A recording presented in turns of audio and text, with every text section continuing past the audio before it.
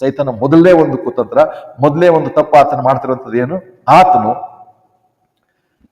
ಯಾರ ನಿಮಿತ್ತ ಆತನು ಬಿದ್ದು ಹೋದನೋ ಅವರನ್ನು ತಾನೇನು ಕಳೆದುಕೊಂಡಿದ್ದಾನ ಪಡ್ಕೊಳ್ಳೋದಕ್ಕೋಸ್ಕರ ವಂಚನೆ ಕುತಂತ್ರ ಶುರು ಮಾಡ್ದ.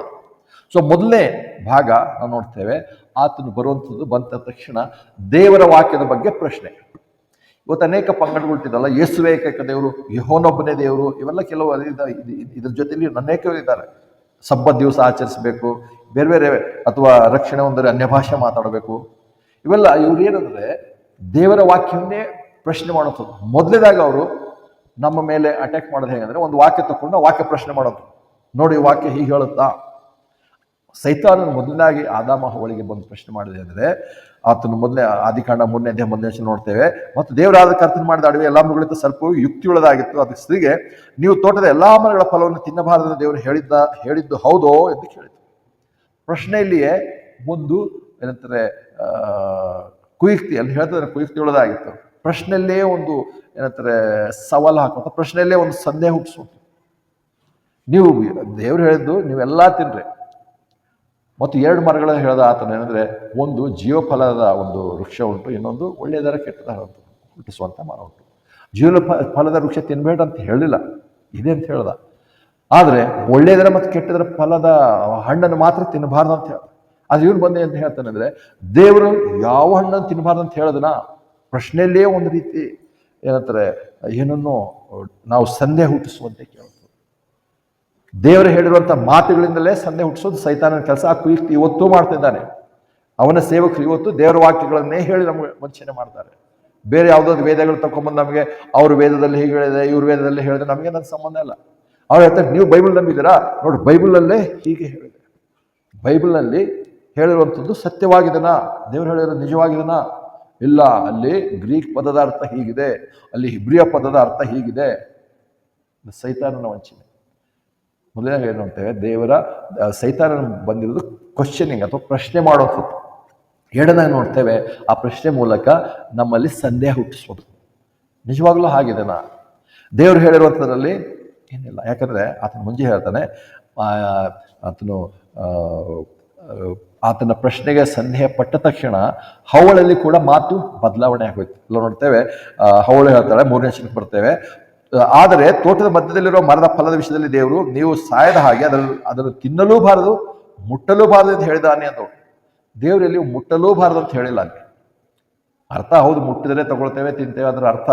ಆದರೆ ವಾಕ್ಯಕ್ಕೆ ಇನ್ನೊಂದು ಸೇರಿಸಿ ಹೇಳ್ಬೋದು. ಯಾಕಂದ್ರೆ ಪ್ರಕಟಣೆ ಅಂತ ಬರುವಾಗ ಯೇಸು ಕ್ರಿಸ್ತನೇ ಅದಲ್ಲ, ಪ್ರಕಟಣೆ ಕೊನೆಗೆ ಹೇಳ್ತಾನೆ. ಹಾಗಿರೋದ್ರಿಂದ ಈ ಪ್ರವಾದನ ವಾಕ್ಯಗಳನ್ನು ಸೇರಿಸಲೂಬಾರದು, ತೆಗೆಯಲೂಬಾರದು. ದೇವರು ಹೇಳಿದ್ರೆ ತಿನ್ನಬಾರ್ದು ಅಂತ ಹೇಳಿದನಪ್ಪ, ತಿನ್ನಲ್ಲ ಅಷ್ಟೇ. ಆಕೆ ತಿನ್ನಲೂಬಾರದು ಮುಟ್ಟಲೂಬಾರದು ಅಂದರೆ ಕೆಲವರು ಏನಂತಾರೆ, ನಮಗೆ ಅನೇಕರು ದೇವರ ವಾಕ್ಯಕ್ಕೆ ಸೇರಿಸಿ ಹೇಳುವಂಥದ್ದು. ಅದ್ರ ಜೊತೆಯಲ್ಲಿ ನೋಡ್ತೇವೆ, ಮುಂದಿನ ಭಾಗಕ್ಕೆ ಬರುವ ಹಾಗೆ ಸ್ವಲ್ಪ ಯಾವಾಗ ಡೌಟ್ ಅವಳ ಮನಸ್ಸಲ್ಲಿ ಶುರು ಆಯಿತೋ ಆವಾಗ ತಕ್ಷಣ 4ನೇ ವಚನ ನೋಡ್ತೇವೆ, ಸರ್ಪವು ಸ್ತ್ರೀಗೆ, ನೀವು ಖಂಡಿತವಾಗಿಯೂ ಸಾಯುವುದಿಲ್ಲ, ಯಾಕಂದ್ರೆ ನೀವು ಅದನ್ನು ತಿಂದ ದಿನದಲ್ಲಿ ನಿಮ್ಮ ಕಣ್ಣುಗಳು ತೆರೆದುಕೊಂಡು. ಇಲ್ಲಿ ದೇವರು ಹೇಳಿದಾಗ ಖಂಡಿತವಾಗಿ ನೀವು ಸಾಯ್ತೀರಾ. ಅದೇ ಒಂದು ಬಂದು ಹೇಳ್ತೀನಿ, ಖಂಡಿತವಾಗಲೂ ನೀವು ಸಾಯೋದಿಲ್ಲ. ಇಲ್ಲಿ ಇವತ್ತು ಸೈತಾನ ಏನ್ ಮಾಡ್ತಾನೆ, ವಾಕ್ಯ ಹಂಗೆ ಖಂಡಿತವಾಗಲೂ ವಾಕ್ಯ ಹಂಗೆ ಹೇಳಿಲ್ಲ. ಒಬ್ಬನೇ ದೇವರು, 3 ವ್ಯಕ್ತಿಗಳು ಬೈಬಲಲ್ಲಿ ಇದೆ, ಎಲ್ಲಾ ಕಡೆ ದೇವರು ಅದನ್ನು ತಿಳಿಸ್ಕೊಂಡ್ ಬಂದಿದ್ದಾನೆ. ಇವರು ಏನೋ ಸೈತಾನನು ದೇವ್ರು ಒಬ್ಬನೇ ಅಂತ ನಂಬಿದ, ನಿಮ್ಗೆ ಗೊತ್ತಿಲ್ಲ. ಸೈತಾನ ಒಬ್ಬನೇ ದೇವ್ರು ಅಂತ ನಂಬಿ ಅವ್ರಿಗೆ ನರ್ಕಕ್ಕೆ ಹೋಗ್ತಾರೆ. ಇವರು ಒಬ್ಬನೇ ಅಂತ ಹೇಳಿ ನರ್ಕಕ್ಕೆ ಹೋಗಂತವ್ರೆ ಇವರು. ಆದ್ರೆ ಇಲ್ಲಿ ಮಾಡೋ ಕೆಲಸ ಏನಂದ್ರೆ, ಪ್ರಶ್ನೆ ಜೊತೆಯಲ್ಲಿ ಸಂದೇಹ ಹುಟ್ಟಿಸುವಂಥದ್ದು ಮತ್ತು ಅದನ್ನು ತಿರುಚುವಂಥದ್ದು, ವಾಕ್ಯವನ್ನೇ ತಿರುಚುವಂಥ ಕೆಲಸ. ವಾಕ್ಯ ನಿಜವಾಗ್ಲೂ ಹಾಗೆ ಹೇಳಿಲ್ಲ. ವಾಕ್ಯ ಅಲ್ಲಿ ಹೇಳಿರುವಂಥ ದೇವರು ಹೇಳಿರುವಂಥ ಅದಕ್ಕೆ ಉಲ್ಟಾ ಆಗಿದೆ. ದೇವ್ರು ಹೇಳಿದ ತಿಂದ ದಿವಸ ನೀವು ಸತ್ತೇ ಸಾಯಿರಿ ಅಂದರೆ ನೀವು ಖಂಡಿತವಾಗಲೂ ಸಾಯಲ್ಲ. ಇಲ್ಲಿ ಹವ್ವಳು ಸೈತಾನ ಹೇಳುವಂಥ ಮಾತು ಖಂಡಿತವಾಗಿ ಬಲವಾಗಿ ನಮ್ದು. ದೇವರ ವಾಕ್ಯ ಸ್ಪಷ್ಟವಾಗಿ ಹೇಳಿದೆ, ಅಷ್ಟೇ ನಾವು ನಂಬಬೇಕಾಗಿದೆ. ಆದರೆ ಅದನ್ನು ನಂಬೋದ್ರ ಬದಲು ಸೈತಾನ ಹೇಳುವಂಥದ್ದು ನಂಬಿದಳು. ಇವತ್ತು ಅನೇಕ ಜನರು ಕೂಡ ಈ ದೇವರ ಬೈಬಲ್ ಗ್ರಂಥ ದೇವರು ನಮ್ಗೆ ಕೊಟ್ಟಿದ್ದು, ದೇವರ ಮಾತುಗಳನ್ನು ಆತನ ಲಿಖಿತ ರೂಪದಲ್ಲಿ ನಮಗೆ ದಯಪಾಲಿಸಿದ್ದಾನೆ. ಅದನ್ನು ಇರುವ ಹಾಗೆ ನಾವು ನಂಬಿದರೆ, ಸ್ವೀಕಾರ ಮಾಡಿದರೆ ನಮಗೆ ಜೀವ ಉಂಟು. ಇಲ್ಲಿ ಹೋದರೆ ನಾವು ಸತ್ತು ಹೋಗ್ತೇವೆ, ಸತ್ತವರೇ ಆಗಿದ್ದೇವೆ, ಜೀವ ಬರೋದೇ ಇಲ್ಲ. ಬದಲಾಗಿ ದೇವರ ವಾಕ್ಯದ ಬಗ್ಗೆ ಪ್ರಶ್ನೆಯಲ್ಲಿ ಸಂದೇಹ ಹುಟ್ಟಿಸುವಂಥದ್ದು ಮತ್ತು ವಾಕ್ಯವನ್ನು ವಿರುದ್ಧವಾಗಿ ಹೇಳುವಂಥದ್ದು. ಇಲ್ಲ ನೀವು ಸಾಯುವುದಿಲ್ಲ, ತಿಂದ ದಿವಸ ನೀವು ಸಾಯಲ್ಲ. ಮತ್ತು ಅದಕ್ಕೆ ಆತನು ಉತ್ತರ ಅಂದರೆ ಅದಕ್ಕೆ ವಿವರಣೆ ಕೂಡ ಕೊಡ್ತಾನೆ. ಯಾಕೆ ದೇವರು ನಿಮ್ಗೆ ಹಣ್ಣು ತಿನ್ಬೇಡ ಅಂದರೆ ಸಾಯೋದಕ್ಕೆ ನಿಜವಾದಂಥ ಉದ್ದೇಶ ಅಲ್ಲ. ದೇವ್ರು ಹೇಳ್ತಿದ್ದಾನೆ, ಹಣ್ಣು ತಿಂದ ದಿವಸ ನೀವು ಕಣ್ಣುಗಳು ತೆರಿತೇವೆ. 5ನೇ ವರ್ಷದಲ್ಲಿ ನೋಡ್ತೇವೆ, ಆದಿಕಾಂಡ 3ನೇ 5ನೇ ವರ್ಷನ ಯಾಕಂದರೆ ನೀವು ಅದನ್ನು ತಿಂದ ದಿನದಲ್ಲಿ ನಿಮ್ಮ ಕಣ್ಣುಗಳು ತೆರೆಯಲ್ಪಡುವೆಂದು ನೀವು ಮೇಲೂ ಕೇಡು ಅರಿತವರಾಗಿ ದೇವರ ಹಾಗೆ ಇರುವಿರೆಂದು ದೇವರಿಗೆ ತಿಳಿದಿದೆ ಎಂದು ಹೇಳಿತು.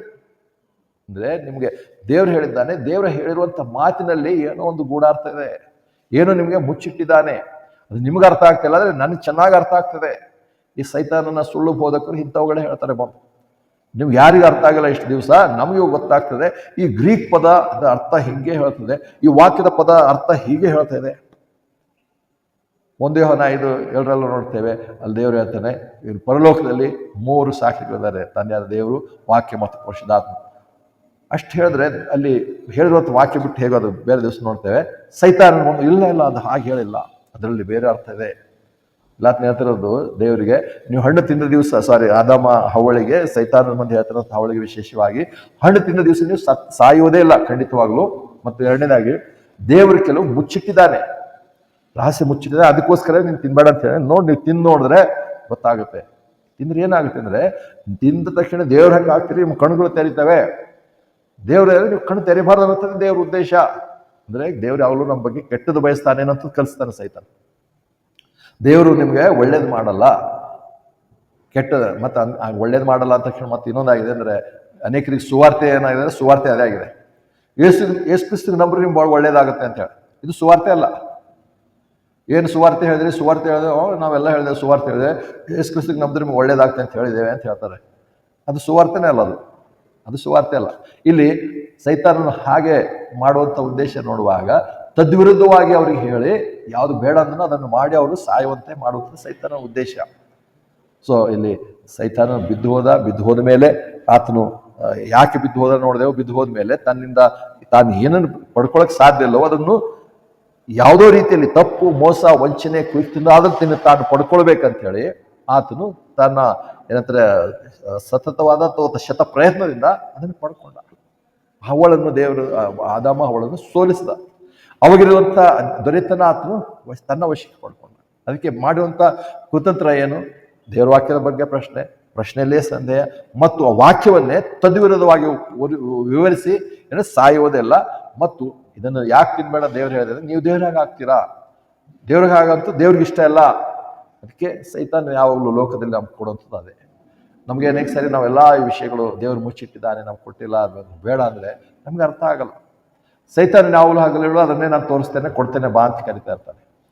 ನಮಗೆ ಅನೇಕ ಲೋಕದ ಲೌಕಿಕ ಆಶೀರ್ವಾದಗಳು, ಐಶ್ವರ್ಯ, ಅಂತಸ್ತುಗಳು, ಸ್ಥಾನಮಾನಗಳು, ಗೌರವಗಳು ನಮಗೆ ಸಿಗ್ಲಿಕ್ಕಿಲ್ಲ. ದೇವರನ್ನು ಬೇಡ ಅಂತ ಹೇಳಿರುವಾಗ ನಾವು ದೇವರೇ ಸಾಕು, ನೀನು ಎಷ್ಟಿಟ್ಟಿದೆಯೋ, ನೀನು ಏನನ್ನು ಕೊಟ್ಟಿದೆಯೋ, ನಾನು ಸಂತೃಪ್ತನಾಗಿದ್ದೇನೆ, ನಿನಗೆ ಸ್ತೋತ್ರ. ಏನಂತಾರೆ, ಅರಸನಾದಂಥ ಜ್ಞಾನಿ ಆದಂಥ ಸೊಲೊಮೋನನೇ ಹೇಳೋ ಪ್ರಕಾರ, ಅಥವಾ ದಾವೀದನ ಹೇಳೋ ಪ್ರಕಾರ, ದಾವೀದನ ಹೇಳ್ತಾನೆ, ನನಗೆ ಐಶ್ವರ್ಯವಂತನಾಗಿ ಮಾಡಬೇಡ ಅಥವಾ ಬಡವನಾಗಿನೂ ಮಾಡಬೇಡ.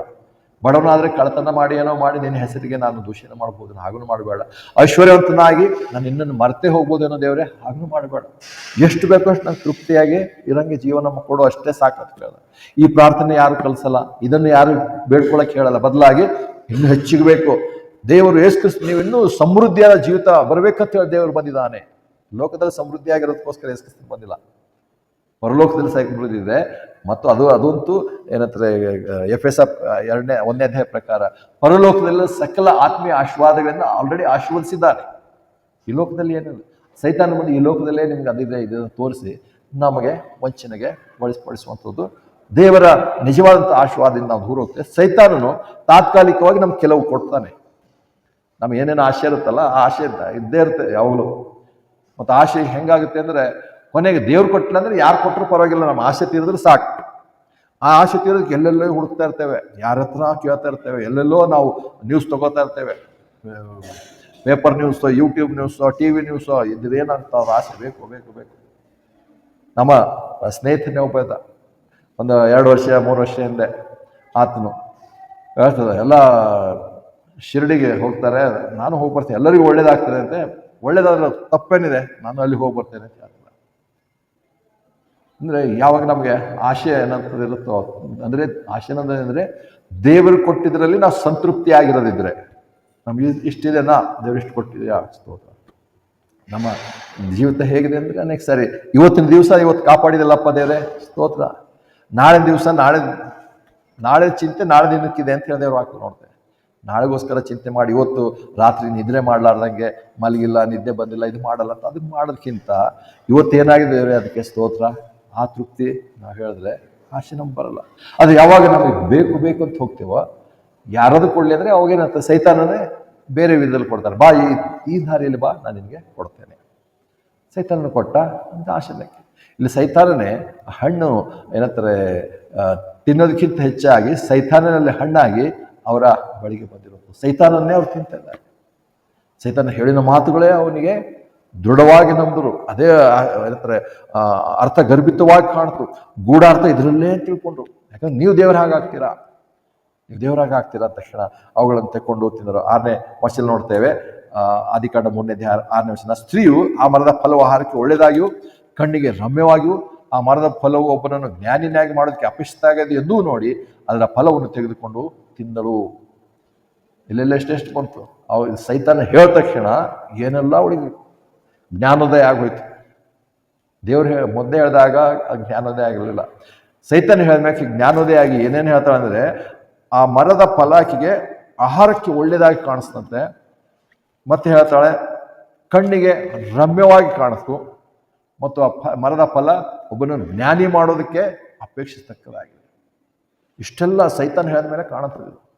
ದೇವ್ರ ವಾಕ್ಯ ಸ್ಪಷ್ಟವಾಗಿ ಹೇಳಿದಾಗ ನಾವು ಕೇಳಲ್ಲ, ಕೇಳಿಲ್ಲ ಅನೇಕರು. ದೇವ್ರ ಕೃಪೆ ನಾವೆಲ್ಲ ಸತ್ಯ ಸುವಾರ್ತೆ ನಂಬಿದ್ದೇವೆ, ಸತ್ಯದಲ್ಲಿ ನಾವು ಹೋಗುವಂಥ ಪ್ರಯತ್ನದಲ್ಲಿದ್ದೇವೆ. ಆದರೆ ಅನೇಕರು ಸೈತನ ಮಾತಿಗೆ ವಶವಾಗಿದ್ದಾರೆ, ಆ ಸುಳ್ಳನ್ನೇ ಬಲವಾಗಿ ನಂಬಿದ್ದಾರೆ. ಅದು ಅವರಿಗೆ ಬಹಳ ಏನಿರ್ತದೆ, ಆರೋಗ್ಯಕ್ಕೆ ಒಳ್ಳೆಯಕರವಾಗಿರುತ್ತದೆ. ಆ ಮರದ ಫಲವು ಆಹಾರಕ್ಕೆ ಒಳ್ಳೆಯದಾಗಿದೆ, ಕಣ್ಣಿಗೆ ನೋಟಕ್ಕೆ ಬಹಳ ರಮ್ಯವಾಗಿದೆ, ಮತ್ತು ತಿಂದರೆ ಜ್ಞಾನ ಬರುತ್ತೆ. ತಗೊಂಡು ತಿಂದಳು. ಆ ತಕ್ಷಣದಲ್ಲಿ ಕಣ್ಣು ತೆಗೆದು ಆಗದ ಏನಾಯ್ತು, 2ನೇ ವಚನ ನೋಡ್ತೇವೆ, ಆಗ ಅವರಿಬ್ಬರ ಕಣ್ಣುಗಳು ತೆರೆಯಲ್ಪಟ್ಟು ನಾವು ಬೆತ್ತಲೆಯಾಗಿದ್ದೇವೆ ತಿಳಿದುಕೊಂಡರು. ತಿಂದ ತಕ್ಷಣ ಆಗಿದ್ದೇವೆ, ಬೆತ್ತಲೆಯಾಗಿ ಗೊತ್ತಾಯ್ತು ಅಷ್ಟೇ, ಬೇರೆ ಏನಾಗಲಿಲ್ಲ. ಆಹಾರಕ್ಕೆ ಒಳ್ಳೆಯದಾಗಿ ಏನು ಮಾಡಲಿಲ್ಲ, ಕಣ್ಣಿಗೆ ರಮ್ಯವಾಗಿ ಏನು ಕಾಣಿಸ್ಲಿಲ್ಲ, ಜ್ಞಾನ ಉದಯ ಆಗಿ ಏನಾಯ್ತು, ಏನೂ ಆಗಲಿಲ್ಲ. ಸೈತಾನನ ವಂಚನೆ ಆತನ ಯಾವಳು ಇದನ್ನೇ ಮಾಡ್ತಿರುವಂಥದ್ದು. ಅದಕ್ಕೆ ನೋಡ್ತೇವೆ ಇವತ್ತು ನಾವು ನೋಡುವಾಗ ಸೈತಾನನ ವಂಚನೆ ಇವತ್ತು ಹಲವು ರೀತಿಯಲ್ಲಿ ನಮ್ಮನ್ನು ಆದಾಮ ಹವಳಿಗೆ ಮಾಡಂತೆ ಹಣ್ಣು ದೇವ್ರ ಹಣ್ಣು ತಿನ್ನಬೇಡ ಅಂತ ಹೇಳಿದ್ದು, ಈಗ ನೀವು ತಿಂದ್ರಿ ಅಂತ ಹೇಳಿ ಅದೇ ಕತೆ ನಮಗೆ ಬಂದು ಹೇಳ್ತಿಲ್ಲ. ನಮ್ಗೆ ಇವತ್ತು ಬೇರೆ ಬೇರೆ ವಿಧದಲ್ಲಿ ಸೈತಾನ ವಂಚನೆ ಮಾಡ್ತಿದ್ದೆ. ಆದಿಕಾಂಡ 1ನೇ ವಚನಕ್ಕೆ ಬರುವಾಗಲೇ ಅಲ್ಲಿನೇ ಸುಳ್ಳು ಪ್ರಶ್ನೆ ಮತ್ತು ಸಂದೇಹ ಅಲ್ಲೇ ಶುರು ಮಾಡ್ತಾರೆ. 1-2 ವಚನಕ್ಕೆ ಬರೋಷ್ಟೊತ್ತಿಗೆ ನಾವು ನೋಡ್ತೇವೆ, ಈಗ ನಾವು ನೋಡ್ತೇವಲ್ಲ ಈ ಅನೇಕ ಸುಳ್ಳು ಭಕ್ತರು ದೇವರು ಪರಿಶುದ್ಧಾತ್ಮನ ಬಗ್ಗೆ ವ್ಯತ್ಯಾಸವೇ ಇಲ್ಲ ಅವ್ರಿಗೆ. ಅಲ್ಲಿ ನಾವು ನೋಡ್ತೇವೆ ಆದಿಕಾಂಡ 1ನೇ ವಚನ ಬರುವಾಗ, ಆದಿಯಲ್ಲಿ ದೇವರು ಆಕಾಶವನ್ನು ಭೂಮಿಯನ್ನು ಸೃಷ್ಟಿಸಿದನು. ಹೇಗೋ ಯಾಕೆ ಆಕಾಶ ಒಂದೇ ಅಲ್ಲಿ ಬರೆದಿದ್ದಾರೆ ದೇವರು, ಅದ್ರ ಬಗ್ಗೆ ಕೂಡ ನಾವು ಹಿಂದಿನ ದಿನಗಳು ನೋಡಿದ್ದೇವೆ. ಇಲ್ಲಿ ನೋಡ್ತೇವೆ ದೇವರು ಸೃಷ್ಟಿ, ದೇವರ ಬಗ್ಗೆ ಪರಿಚಯ ಹೇಳ್ದ. 2ನೇ ನೋಡುವಾಗ ಭೂಮಿ ನಿರಾಕಾರವಾಗಿಯೂ ಶೂನ್ಯವಾಗಿಯೂ ಇತ್ತು ಮತ್ತು ಅಗಾಧ ಮೇಲೆ ಕತ್ತಲಿತ್ತು, ದೇವರ ಆತ್ಮನು ನೀರುಗಳ ಮೇಲೆ ಚಲಿಸುತ್ತಿದ್ದನು. 1ನೇ ಅಧ್ಯಾಯ 1ನೇ ವಚನ 2ನೇ ವಚನದಲ್ಲಿ ದೇವರು ಮತ್ತು ದೇವರ ಆತ್ಮನು 2 ವ್ಯಕ್ತಿಗಳ ಬಗ್ಗೆ ಸ್ಪಷ್ಟವಾಗಿ ಬರೆದಿದೆ. ಅಲ್ಲೇ ಸೈತಾನ ಬಂದು ಹೇಳ್ತಾನೆ, ಆತ್ಮ ಅಂದರೆ ಏನಂತ ಚಲಿಸುತ್ತಿದ್ದನು ಇಲ್ಲ, ಆತ್ಮ ಅಂದರೆ ಶಕ್ತಿ. ಅದಕ್ಕೆ ಕೆಲವು ತರ್ಜಮೆ ಚಲಿಸುತ್ತಿತ್ತು ಅಂತೇ ಬರೆದಿದ್ದಾರೆ. ಇನ್ನೊಂದು ತರ್ಜಮೆ ಇದೆಯಲ್ಲ, ಆ ಟ್ರಾನ್ಸ್ಲೇಟ್ ಚಲಿಸುತ್ತಿತ್ತು ಅಂತಲೇ ಬರೆದಿದ್ದಾರೆ. ಚಲಿಸುತ್ತಿತ್ತು ಅಲ್ಲ, ಚಲಿಸುತ್ತಿದ್ದನು. ದೇವರಾತ್ಮನು ಚಲಿಸ್ತಾ ಇದ್ದನು. ಚಲಿಸುತ್ತಾ ಇರುವಂಥ ದೇವರಾತ್ಮನು 2ನೇ ವ್ಯಕ್ತಿ ಅಥವಾ ವಿಭಿನ್ನವಾದಂಥ ವ್ಯಕ್ತಿ. ಸೊ ಅಲ್ಲಿ ಇಬ್ಬರು ಇದ್ದಾರೆ, ಪ್ರಾರಂಭದಲ್ಲಿಯೇ ಇದ್ದಾರೆ. ಅದೇ ಸೈತಾನನ ವಂಚನೆ ಏನಂದರೆ, ಹಾಗೆ ದೇವ್ರ ವಾಕ್ಯದಲ್ಲಿ ಹಾಗೆ ಹೇಳಿದಾನ? ಇಲ್ಲ, ಮೋಶೆಗೆ ಏನು ಹೇಳಿದಾನೆ? ಆದಮ ಹವ್ವಳಿಗೆ ಉಂಟು ಮಾಡಿದಾಗ ದೇವರು ಏನು ಬರೆಸಿದಾನ ದೇವರು, ಅದೇ ಮೋಶೆ ಬರೆದಿದ್ದಾನೆ. ಅಲ್ಲಿಗೆ ಸುಮಾರು ಎಷ್ಟೋ 1000 ವರ್ಷಗಳಂತ ಹೇಳಿರುವಂಥ ವಾಕ್ಯ ಅವ್ರಿಗೆ ಬೇಕು. ಬೈಬಲ್ ಗ್ರಂಥದ ಮೊದಲನೇ ವಾಕ್ಯ ಅವ್ರಿಗೆ ಬೇಡ. ಯಾವ ಮೊದಲನೇ ವಾಕ್ಯ ನಂಬದಾರ್ದೇನೋ ಮುಂದಿನ ವಾಕ್ಯ ನಂಬ್ತಾನೆ. ಮೊದಲನೇ ವಾಕ್ಯದ ಬಗ್ಗೆನೇ ಪ್ರಶ್ನೆ ಸಂಶಯ ಹುಟ್ಟಿರುವಂಥ ವ್ಯಕ್ತಿ ಮುಂದಿನ ವಾಕ್ಯಗಳು ಏನು ಸತ್ಯವಂತ ನಂಬ್ತಾನೆ. ಸೈತಾನನ ಪುತ್ರ ಇದೆ. ಹೀಗೆ ಮನುಷ್ಯನು ಹುಟ್ಟಿಸ್ತಾನೆ. ಇದು ಒಂದು ವಿಧವಾದರೆ, ಇನ್ನೊಂದು ವಿಧದಲ್ಲಿ ಅದನ್ನು ನೋಡ್ತೇವಲ್ಲ, 2ನೇ ವರ್ಷದಲ್ಲಿ ಗ್ಯಾಪ್ ಥಿಯರಿ ಅಂತ ಹೇಳಿ ಕೆಲವು ತಗೊಂಡ್ಬಂದರು. ಅಲ್ಲಿ ಸೈತಾನನು ಭೂಮಿಗೆ ದೊಬ್ಬಲ್ಪಟ್ಟನು. ಅದಕ್ಕೆ ಭೂಮಿ ದೊಬ್ಬಲ್ಪಟ್ಟಾಗ ಇಲ್ಲಿ ಪ್ರವಾಹ ಉಂಟಾಯಿತು, ಭೂಮಿಯೆಲ್ಲ ನಾಶ ಆಯಿತು, ಹಾಗಾಯಿತು ಹೀಗಾಯಿತು. ಆವಾಗಲೇ ಇಲ್ಲಿರುವಂಥ ಡೈನೋಸರ್ಗಳು ಸತ್ತೋಯ್ತು. ಏನಂತಾರೆ ಭೂಮಿ ಮೇಲೆಲ್ಲ ಈ ರೀತಿಯಾಗಿ ಒಂದು ಏನಂತ ಜಲಪ್ರಳಯದ ನಾಶ ಉಂಟಾಯಿತು. ಇಲ್ಲದೇ ಇರುವಂಥದ್ದು ಸೇರಿಸುವಂಥದ್ದು ಯಾರು ಇವರು? ಸೈತಾನನ ವಂಚನೆದು. ಅಲ್ಲಿ ಯಾವುದೂ ಇಲ್ಲ. ಸುಮ್ಮನೆ ಓದಿದ್ರೆ ಅಲ್ಲಿ ಬೈಬಲ್ ಹೇಳುತ್ತೆ ಭೂಮಿಯು ದೇವರು ಸೃಷ್ಟಿ ಮಾಡ್ದ. ಎರಡನೇ ವಿಷಯ ಹೇಳುತ್ತೆ ಭೂಮಿ ನಿರಾಕಾರವು ಶೂನ್ಯವಾಗಿತ್ತು. ಅದಕ್ಕೆ ಆಕಾರ ಇನ್ನೂ ದೇವರು ಕೊಡಲಿಲ್ಲ. ಶೂನ್ಯವಾಗಿತ್ತು ಅಂದರೆ ಇನ್ನೂ ಅದ್ರ ಮೇಲೆ ಏನು ಉಂಟು ಮಾಡಿಲ್ಲ, ಅಷ್ಟೇ ಅರ್ಥ. ಅದು ಸುಮ್ಮನೆ ಸರಳವಾಗಿ ಒಬ್ಬ ವ್ಯಕ್ತಿ ಹೋದ್ರೆ ಅಷ್ಟೇ ಅರ್ಥ ಆಗುತ್ತೆ. ಇಲ್ಲ ಇಲ್ಲ, ಹಾಗಲ್ಲ. ಯಾಕೆ ಶೂನ್ಯ ಆಯಿತು, ಯಾಕೆ ನಿರಾಕಾರವಾಯಿತು? ದೇವರು ಅದು ಅಷ್ಟನ್ನು ಹೇಳೋಕ್ಕೆ ದೇವರಿಗೆ ಪ್ರಾಬ್ಲಮ್ ಇತ್ತಾ? ದೇವ್ರು ಇಷ್ಟೆಲ್ಲ ಬರ್ಸುವಾಗ ಅದನ್ನು ಬರ್ಸ್ತಾ ಇದ್ದ, ಅಲ್ಲಿ ಇಲ್ಲೇ ಇರುವಾಗ ಬರ್ಸಿಲ್ಲ ಅಷ್ಟೇ. ಸೊ ದೇವ್ರು ಹೇಳುವಂಥದ್ದು ನಾವು ನೇರವಾಗಿ ದೇವರನ್ನು ಹೇಳುವಂಥದ್ದೇ ಕೇಳಿದ್ರೆ ನಮ್ಗೆ ಅಷ್ಟೇ ಸರಳವಾಗಿ ಅರ್ಥ ಆಗುತ್ತೆ. ಇಲ್ಲ ಇಲ್ಲ, ದೇವರು ಯಾಕೆ ಹಣ್ಣು ತಿನ್ಬೇಡ ಅಂದ್ರೆ ಹಣ್ಣು ತಿಂದರೆ ನೀವು ದೇವ್ರ ಹಂಗೆ ಆಗ್ತೀರಾ, ಕಣ್ಗಳು ತೆರೆದ್ಬಿಡ್ತೇವೆ, ಜ್ಞಾನೋದಯ ಆಗುತ್ತೆ ಅಂಥೇಳಿ ಒಂದೇ ನಾವು ಕೇಳಿ ನಂಬಿದ್ರೆ ಎರಡನೇ ವರ್ಷದಲ್ಲಿ ದೇವ್ರು ಹೀಗಿಲ್ಲ. ಅಲ್ಲಿ ದೇವ್ರು ಹೇಳುವಂಥದ್ದು ಕೆಲವು ನಮ್ಮ ಮುಚ್ಚಿಟ್ಟಿದ್ದಾನೆ, ರಹಸ್ಯ ಇದೆ, ಅಲ್ಲಿ ಏನೋ ಗೂಡಾಡ್ತದೆ. ಸುಳ್ಳು ತಪ್ಪು ಹೇಳ್ಕೊಂಡ್ರೆ ಅದೇ ಆಗುತ್ತೆ. ಅದೊಂದು ಇದು ದೇವ್ರ ವಾಕ್ಯದಲ್ಲೇ ಬರುವಂಥದ್ದು. ಮತ್ತೆ ನೋಡ್ತೇವೆ ದೇವ್ರ ವಾಕ್ಯದಲ್ಲಿ ಹೇಳುವಾಗ ಸಬ್ಟ್ರಾಕ್ಟಿಂಗ್ ಮತ್ತು ಆ್ಯಡಿಂಗ್, ಯಾವುದು ತೆಗೆಯಲಬಾರದು, ಯಾವುದು ಕೂಡಿಸಲಬಾರದು.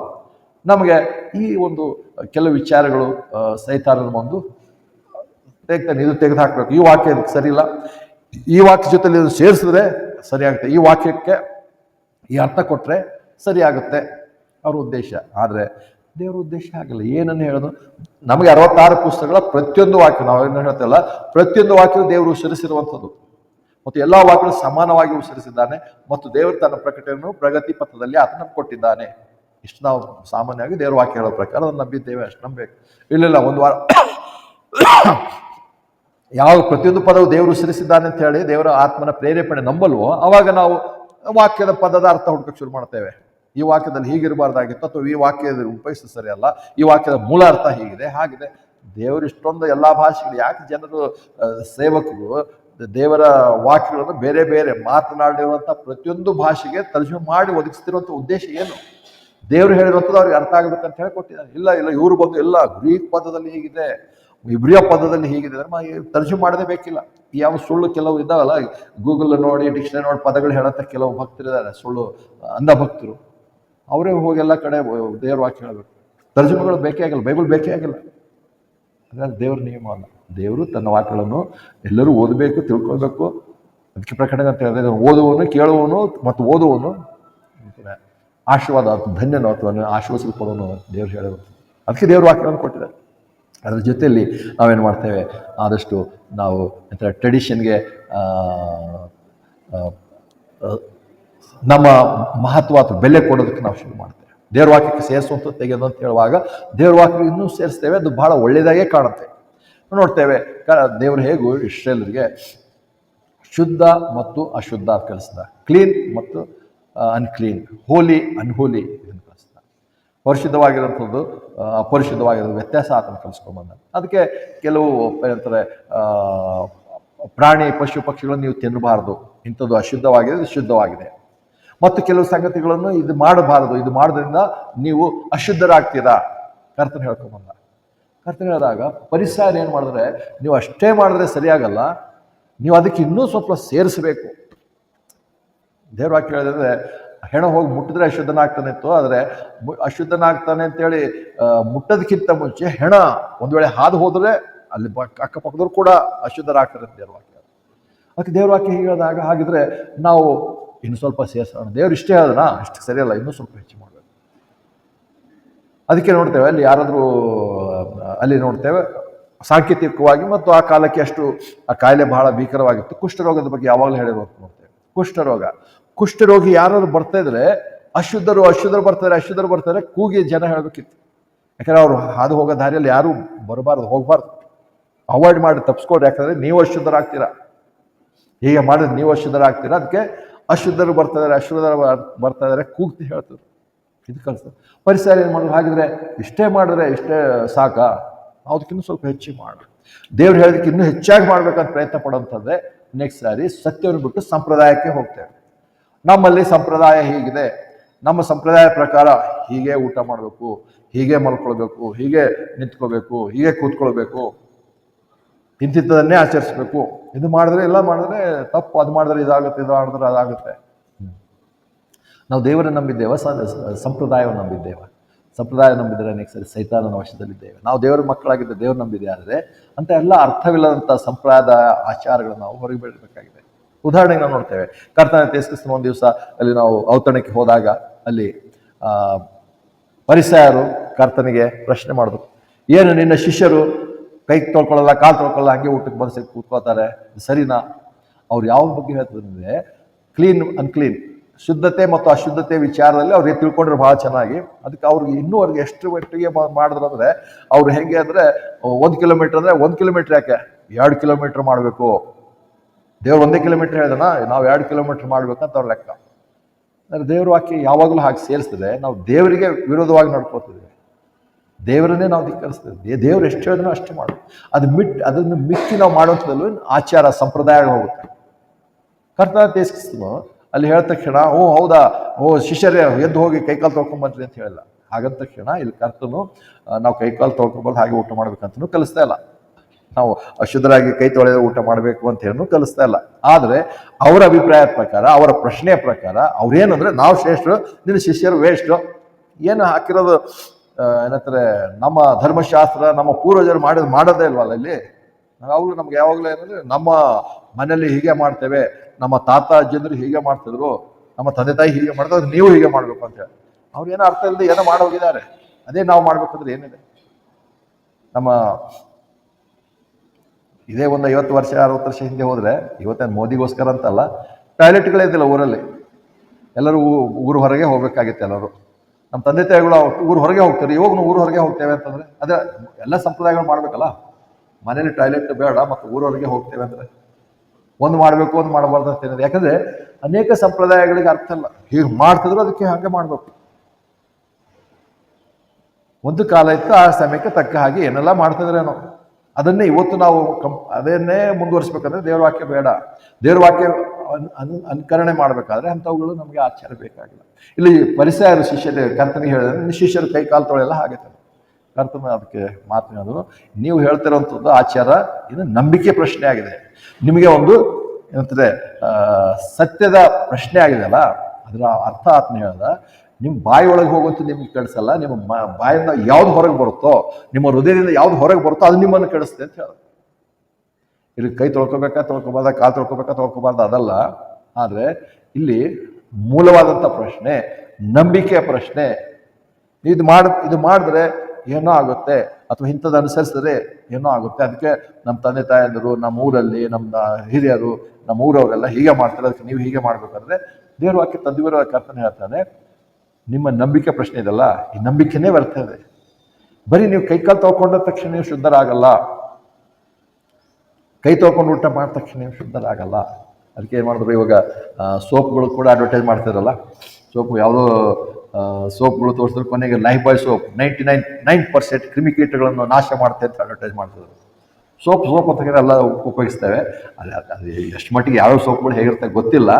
ಅಲ್ಲಿ ಜನ ತಲೆಯಲ್ಲಿ ಬಂತು, ಬೇರೆ ಸೋಪ್ ಹಾಕೊಂಡ್ರೆ ಎಷ್ಟು ಪರ್ಸೆಂಟ್ ಇನ್ನು ಕ್ರಿಮಿಕೀಟ ಆಗಿರುತ್ತೆ, ಆದರೆ ಈ ಲೈಫ್ ಬಾಯ್ ಸೋಪ್ ಹಾಕೊಂಡ್ರೆ 99% ಎಲ್ಲ ಸತ್ತು ಹೋಗುತ್ತೆ, ನಾವು ಶುದ್ಧರಾಗ್ತೇವೆ ಅಂತ. ಅಂದರೆ ನಮ್ಮ ಆಚಾರ, ನಮ್ಮ ಸಂಪ್ರದಾಯಗಳಿಂದ ಏನಂದರೆ ಇಂಥ ನಂಬಿಕೆ. ಕರ್ತನ ನಿಮ್ಮ ನಂಬಿಕೆ ಏನಾಗಿದೆ, ನೀವು ಮಾಡುವಂಥ ಆಚಾರದಿಂದ ನೀವು ಶುದ್ಧರಾಗ್ತೇವೆ ಅಂದರೆ ತಪ್ಪು.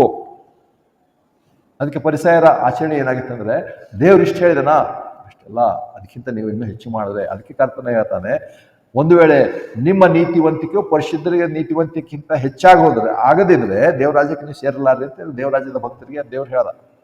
ಯಾಕಂದ್ರೆ ಅವ್ರ ಭಕ್ತಿ ಅದೇ ಆಗಿತ್ತು, ದೇವ್ರ ವಾಕ್ಯವನ್ನು ತಿಳಿಸುವಂಥದ್ದು, ದೇವ್ರ ವಾಕ್ಯಕ್ಕೆ ಸೇರಿಸುವಂಥದ್ದು, ದೇವ್ರ ವಾಕ್ಯವನ್ನು ಕೆಲವು ತೆಗೆದುಹಾಕುವಂಥದ್ದು, ದೇವ್ರ ವಾಕ್ಯಕ್ಕೆ ದೇವ್ರ ವಾಕ್ಯದ ಮಹತ್ವವನ್ನು ತೆಗೆದು ತಮ್ಮ ಆಚಾರ ಸಂಪ್ರದಾಯಕ್ಕೆ ಮಹತ್ವ ಕೊಡುವಂಥದ್ದು ಅವ್ರ ಉದ್ದೇಶವಾಗಿದೆ. ಇವತ್ತು ನಾವೆಲ್ಲ ಏನು ಮಾಡ್ತಿದ್ದೇವೆ, ಸೈತಾನನು ಇವತ್ತು ಆ ರೀತಿಯಾಗಿ ವಂಚಿಸ್ತಾರೆ. ಇವತ್ತು ಬಂದು ನಮಗೆ ಈ ಹಣ್ಣನ್ನು ತಿನ್ಬೇಡ ಅಂತ ದೇವ್ರು ಹೇಳಿದಾರ, ನೀವು ಈ ಹಣ್ಣನ್ನೇ ತಿನ್ನಬೇಕು ಅಂತ ಹೇಳಿ ಹಾಗೆ ಹೇಳ್ತಾ ಇಲ್ಲ. ಬದಲಾಗಿ ಆತ ನಮಗೆ ಬೇರೆ ಬೇರೆ ವಿಧದಲ್ಲಿ ಆತ ನಮಗೆ ವಂಚನೆಗೆ ಒಳಪಡಿಸ್ತಾರೆ.